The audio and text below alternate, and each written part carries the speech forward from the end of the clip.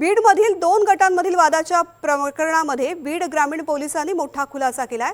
मस्साजोग येथील धनंजय पंडितराव देशमुख यांनी समाधान खिंडकर आणि अन्य तिघांविरोधामध्ये जीवे मारण्याची धमकी आणि शस्त्राचा धाक दाखवल्याची तक्रार दिलेली होती। तर दुसरीकडे समाधान खिंडकर यांनीही धनंजय देशमुख आणि त्यांच्या साथीदारांविरोधामध्ये पिस्तूल दाखवून धमकी दिल्याची फिर्याद दाखल केलेली होती। या दोन्ही तक्रारींवरून बीड ग्रामीण पोलीस ठाण्यात स्वतंत्र गुन्हे दाखल करण्यात आलेले होते। प्रकरणाचं गांभीर्य लक्षात घेऊन बीड ग्रामीण पोलिसांनी घटनास्थळ परिसरातील सीसीटीव्ही फुटेजची तपासणी केली आहे। 30 मे रोजी रात्री 10 ते 12 वाजेच्या दरम्यान असलेलं हे फुटेज प्रत्यक्षदर्शी साक्षीदारांचे जबाब आणि इतर पुरावे तपासल्यानंतर कोणतेही पुरावे आढळले नाहीत। तपासामध्ये धनंजय देशमुख आणि समाधान खिंडकर या दोन्ही तक्रारदारांनी जाणून बुजून खोट्या तक्रारी दिल्याचं निष्पन्न झालंय।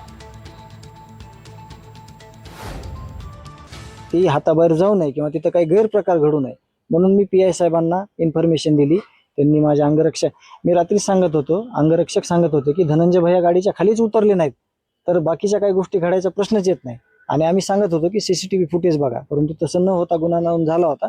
म्हणून मी आज सकाळपासून बऱ्याचशा बातम्या पत्रकार बंधूंच्या माध्यमातून बघितल्या की फरार आरोपी झाला किंवा समजा अटक झाली, अरेस्ट झाली। तर मी स्वतः SP ऑफिसला गेलो, अगोदर पुन्हा इथं बीड ग्रामीणला आलो आणि सगळी इन्फॉर्मेशन DYSP साहेबांना घेतली। त्यातून असं निष्पन्न झालं की हा गुन्हा हा चुकीचा आहे।